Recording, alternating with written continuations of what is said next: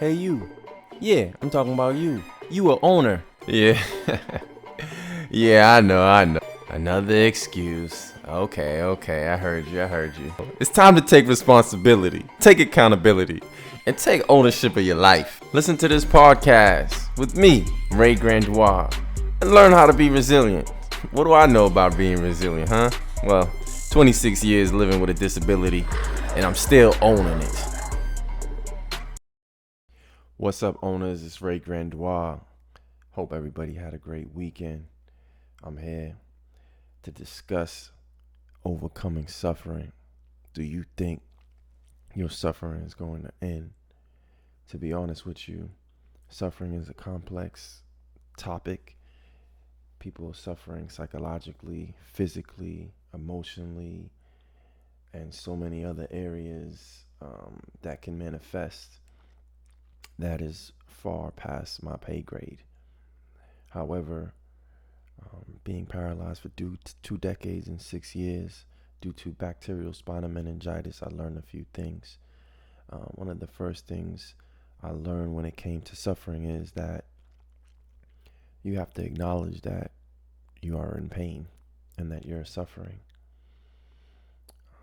That's not easy a lot of the times because someone may call you out and you may call them mean, or you may not be ready to deal with the actual pain that you're going through, which is okay to a degree because suffering can lead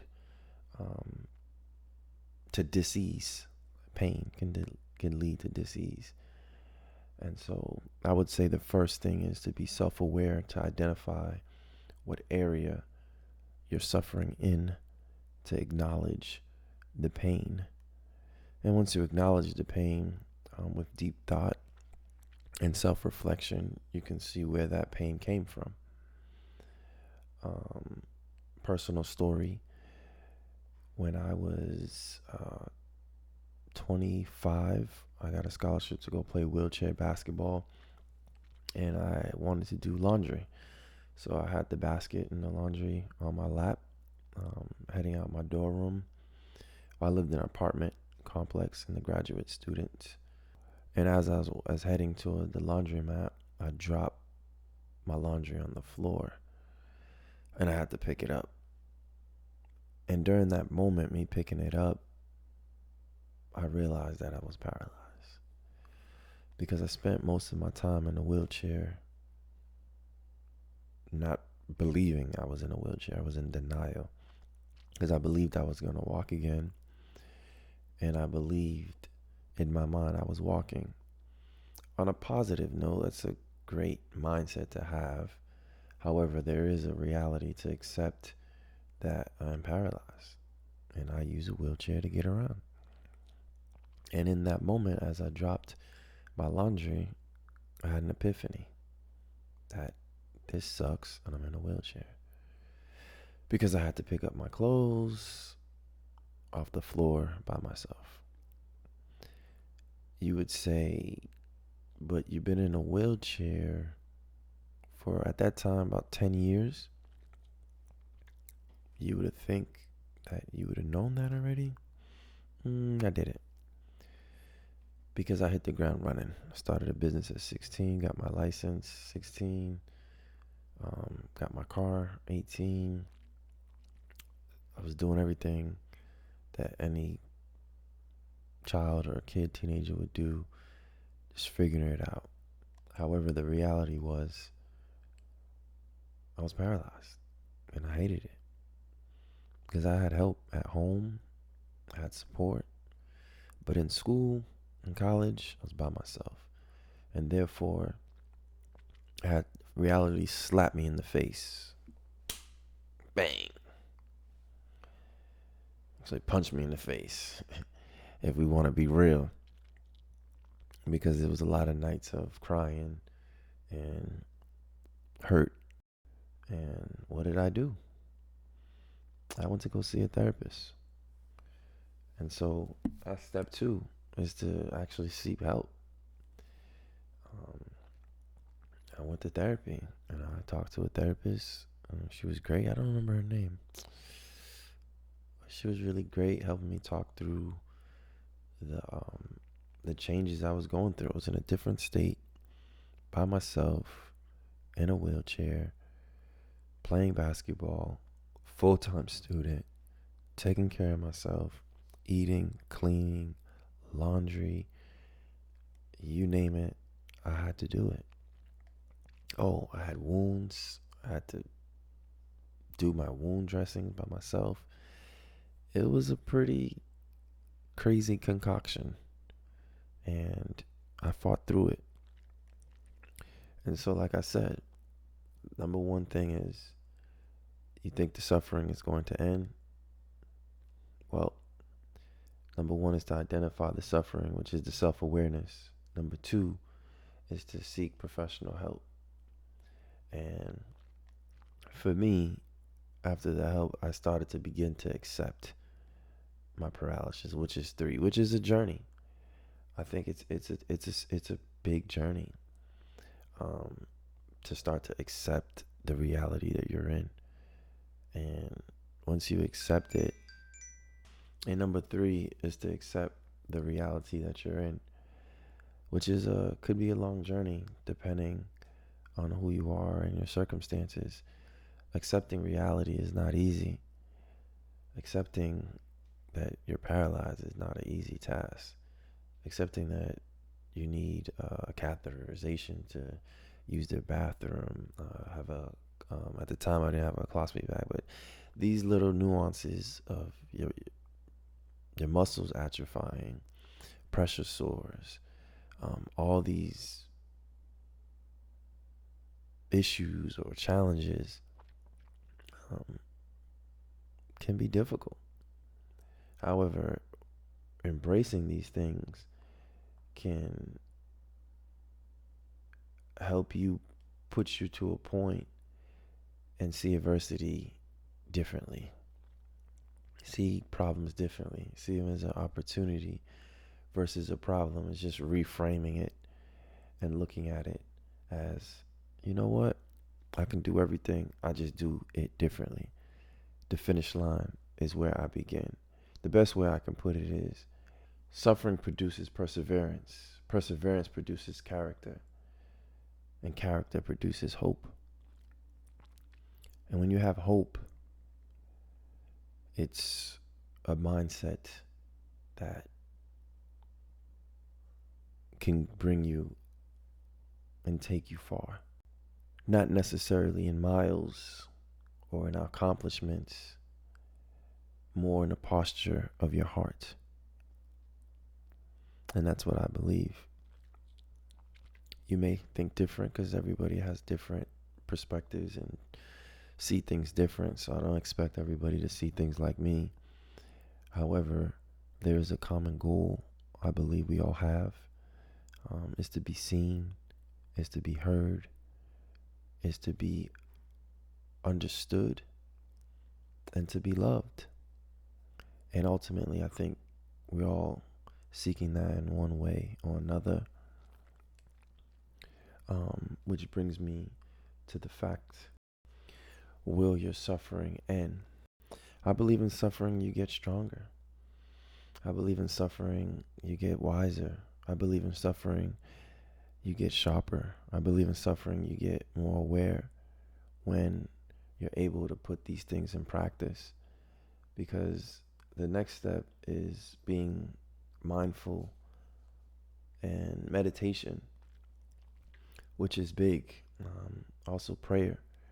It's one of those things where you put yourself in a place where you're being present, being in the moment, and not allowing negative thoughts to take over. That takes time. That's not an easy thing to do. Like I said, I went through therapy.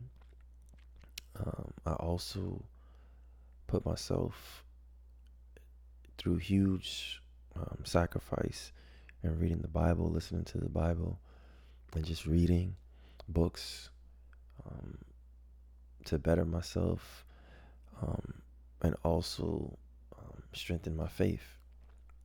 And I believe knowledge is power. However, execution is the ultimate power.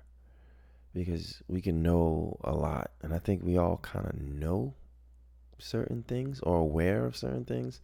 But to know it is to actually put it into practice and to actually get the results. So positioning yourself to be mindful and meditate and get to a place of peace and not allowing your own thoughts to consume your life. Because when you're able to do that, you position yourself to attract great people. Because I believe we all have a light and we must let that light shine. And that light can be clouded and be darkened by certain thoughts and things that we listen to the things that we consume. So social support is very important, which is the next thing of will the suffering end? When you have social support, it makes a major difference. Don't quote me on this, but I believe in Jude cancer patients, the children. The environment is beautiful. It's filled with love. And with that love, a lot of children with cancer are healed because of the environment of love. And so it's extremely important to get around people who love you. I would have to say it can be a challenge these days with social media. Everybody's divided and into their own phones, into their own lives. I can say personally, I had one true friend that we was pretty much connected on a lot of beliefs, faith, exercise, education, a lot of things. And he passed away from cancer. My mentor, my friend, Kenneth Mumford. Truly miss him when you think about friendship. People who poured into you and they're not here anymore. You're like, man, it can be hard. Of course, I have other friends, supporters, peers, different networks. And I appreciate everyone in my life that supported me in everything that I do. And I'm growing still as a person and becoming a better friend as well. And throughout this process of healing, it definitely helped me to, which is the next thing, self-care, is love, is to love myself. And that's why I go to the gym. That's why I swim, I cycle, rock climb. I do all these things because I love myself. It's funny because I was rock climbing one day and I was just struggling to just get on the wall. And I was about to get on the wall. I was like, oh man, why do I do this to myself? And Josh, the person was belayer, I believe it is, helping belayer, I believe what you call it, helping me to climb. He's like, Ray, you love yourself. And I was like, you know what, you're right. Because I do tell myself that. I love myself. I speak to myself. I do talk to myself. And then people say you're inspiration. I said, I know, and in my mind, because I tell myself that. Say you powerful. I know I tell myself that in my mind. And so when people are telling me certain things, it's not the first time I heard it because I've been telling myself that consistently. Because other people are telling me different of who I am in the world. And so if I'm not telling myself the things that I know who I am, the things that God tells me who I am, who is? So is the suffering going to end? That is the question. But like I said, it's being self-aware, seeking help, acceptance, mindfulness, meditation, prayer, social support, self-care, loving yourself, and how you think about yourself, positive thinking. Because being optimistic is a great thing. Seeing the silver lining in any negative situation is a beautiful perspective to have. And that's why I created GPA, gratitude, perspective, attitude, being grateful, having the right perspective, and having an attitude and resilience. take you a long, long, long way.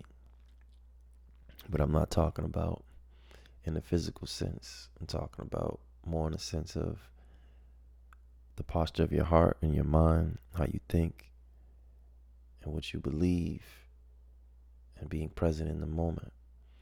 And I tell you what I believe in. I believe in people. I believe in humanity. And I believe as people, the ultimate thing is to have community and to care about people.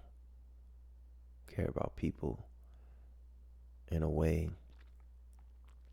where we value life. We value people